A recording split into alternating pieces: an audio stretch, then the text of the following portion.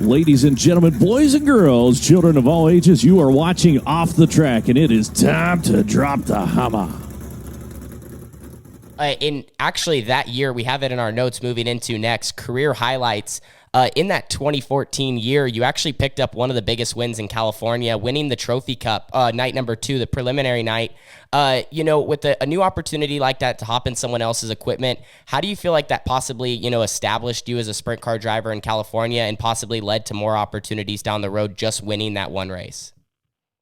Yeah, it definitely helps, and it shows, that people that I could win races, or, I have the chance to win races. So I'm sure that definitely looks good and helps. And the Van Leer thing is like, I always say he's got a great attitude.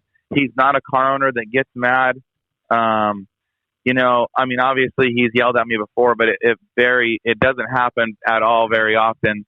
So to be a rookie starting, with the kind of attitude and, obviously has great equipment and engines that, run really well.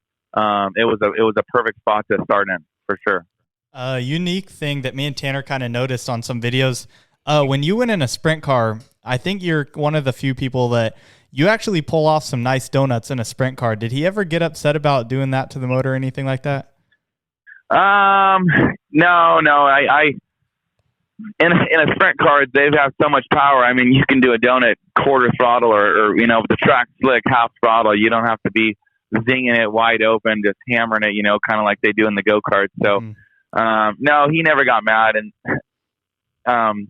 I think that, it's one of those things when you win a sprint car race, he's so happy anyways. You don't care if you tip it over, so.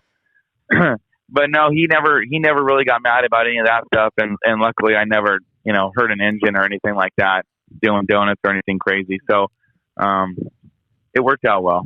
Yeah, that's super. That's one of the cool things that we like to watch on footage from the past. Yeah, the good celebrations. Another one of your big wins came a year later, and it was in an Outlaw Kart.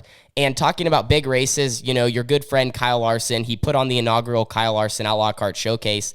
And I think to this day, this was still probably the biggest event we've ever seen in Outlaw Kart racing. We had almost 170 opens, a format kind of similar to Trophy Cup, and you won the first ever Outlaw Kart Showcase Championship. Do you want to touch on that race a little bit too? Starting in the back, like we said, it was Trophy Cup style, and you drove all the way to the front, running second to clinch the overall points championship. And I think that's, like I said, one of those races we still remember to this day.